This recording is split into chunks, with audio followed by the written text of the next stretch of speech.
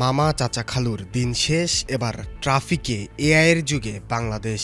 গত ৭ই মে থেকে পরীক্ষামূলকভাবে এই প্রযুক্তির ব্যবহার শুরু হয়েছে, যার আওতায় এসে ছাড় পাচ্ছেন না এমপি কিংবা মন্ত্রীরাও।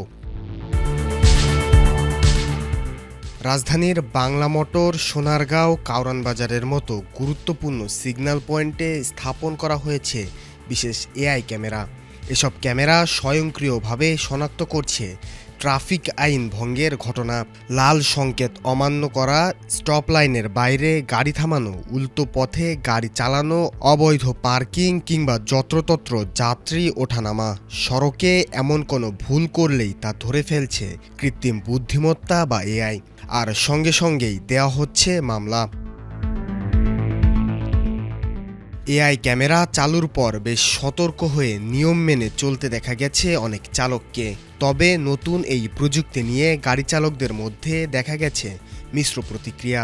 ভাই আমি নিজেও আপনার দেখি কোন জায়গায় ট্রাফিক লাইট আছে বা ক্যামেরা আছে, দেখার পর আমি নিজেও সংশোধনের চেষ্টা করি। এই ক্যামেরা আমাদের জন্য প্রপারলি যদি ইউজ করা হয় তাহলে আমাদের জন্য ভালো। আমাদের জন্য বিষয়টা কিছু কিছু দিক দিয়ে ভালো হয়েছে, আবার কিছু কিছু দিক দিয়ে খারাপ হয়েছে। যেমন প্রথমত শৃঙ্খলা বাড়বে, এর কারণে সবাই এখন আগে যে ফুটপাথে দৌড়াইতো এখন ফুটপাথে উঠবে না বা তাড়াহুড়া করবে না, এমন একটু ইয়ে হবে।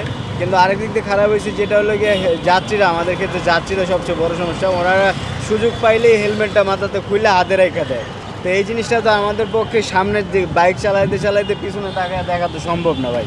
তো এই জিনিসটা দেখা গেছে অটোমেটিক এটা যে ঠিক করে মামলা দিয়ে দিবে, আমি বুঝবো না। তো এই জিনিসটা তো আমার জন্য খারাপ হয়েছে। রাস্তায় দায়িত্ব পালনরত পুলিশ সদস্যরা বলছেন, এআই ক্যামেরা চালুর ফলে তাদের কাজ আরও সহজ হয়েছে। একই সঙ্গে প্রযুক্তিটি নিয়ে তারা বেশ আশাবাদী।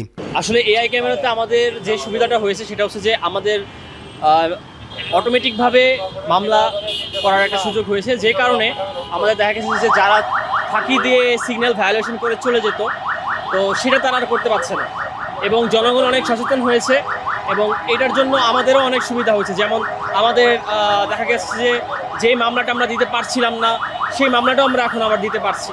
সো আমি ওভারঅল বলতে গেলে এটাই বলবো যে এটা সরকার থেকে খুব ভালো একটা উদ্যোগ এবং আমরা আশাবাদী যে সামনে এটার আমরা সুফল অবশ্যই পাবো।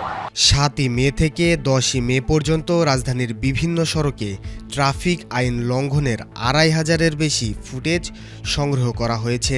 বর্তমানে সেগুলো যাচাই বাছাই করছে ট্রাফিক পুলিশের technical team TTU। Shahriar Jamil Noor, ATN Bangla, Dhaka.